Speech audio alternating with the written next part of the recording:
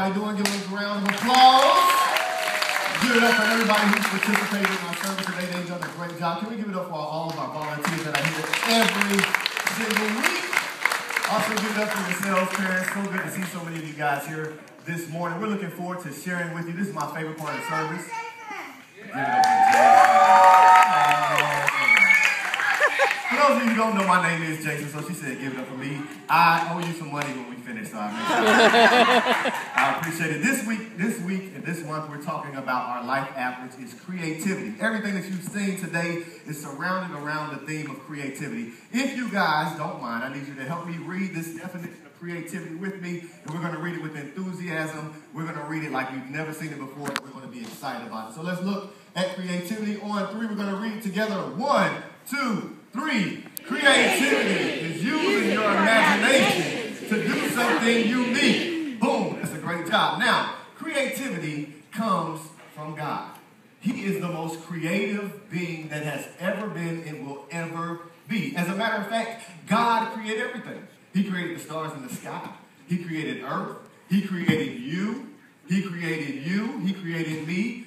Parents, he created that child that you love and always behaves. God has created absolutely everything. The thing I love about the Bible is full of stories that tell us about how individuals were creative and they were able to solve problems and figure things out. Today we're going to look at one of those stories. It's about a young lady and a mom and how they were creative in saving a little boy by the name of Moses. So let's take a look at that story today.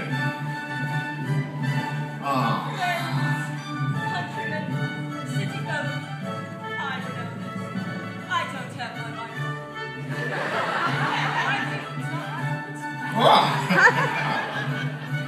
is I, Regina Fastidious.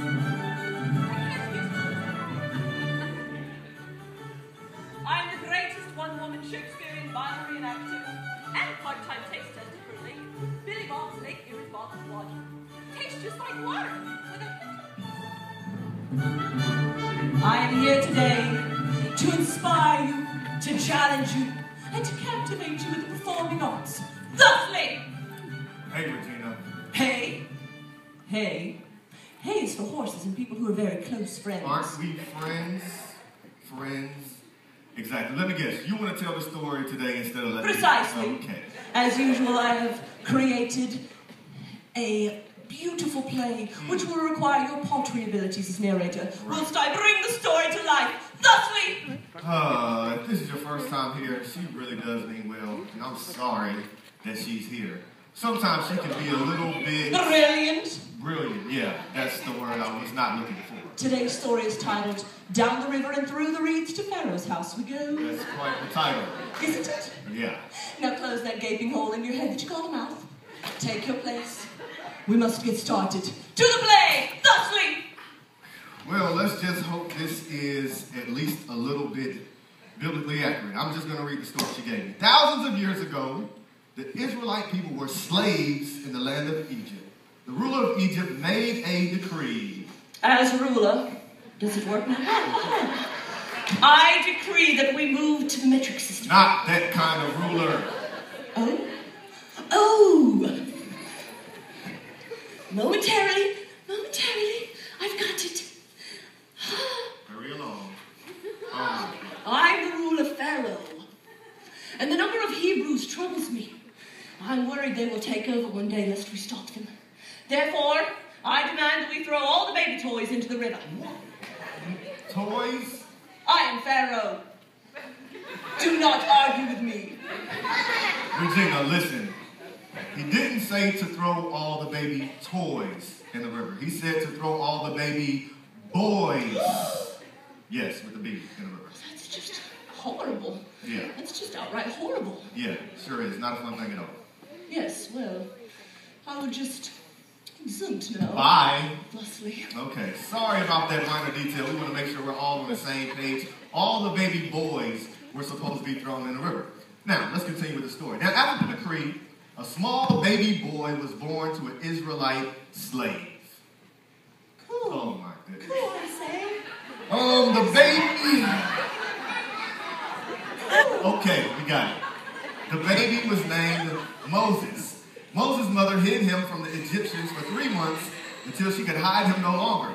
But instead of doing what Pharaoh asked, Moses' mother had an incredibly creative idea. She placed baby Moses. Moses' mother placed the baby in a basket made of tall grass. And then placed the basket with the baby Moses in the tall grass on the bank of the Nile River. Oh my goodness. Moses lay there in the basket and patiently waited to see what would happen. However, to see what would happen, thank you. However, Moses' sister was keeping watch on Moses to see what would happen to him. Her name was Miriam. Oh my, I do hope my baby brother Moses will be all right. Really, I do. Really. Eventually, Pharaoh's daughter and her servants came down to the Nile to bathe.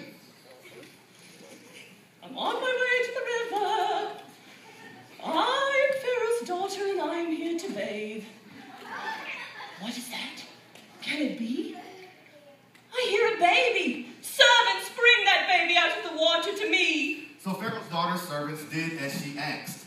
And when they looked inside the basket, they saw that the baby was a Hebrew baby. And all this time, Moses' sister was watching. In the moment of inspiration, her creativity kicked in and she had an idea. Miriam approached Pharaoh's daughter and said, Pardon me, ma'am, but I do believe I have a rather good idea. Would you like for me to see if I can find one of the Hebrew women to take care of this baby for you? I've never turned around to some idea that killed me. Pharaoh's daughter thought about the idea a few moments. Then she simply looked at Miriam and said, Yes. Miriam, being highly creative and quick-witted, got Moses' mother and brought her before Pharaoh's daughter. Moses' own mom raised Moses, and when he grew older, he became Pharaoh's daughter's son. The end. Thank you. Thank you. I have to say, Well, I am the greatest one-woman Shakespearean Bible reenactor. What else would you expect? not that. You don't want me to. No. So now, audience, I must take my leave. But fear not, I shall return again soon. Until then, parting is such sweet sorrow. Yeah. Adieu, adieu, adieu. Adieu. That's it.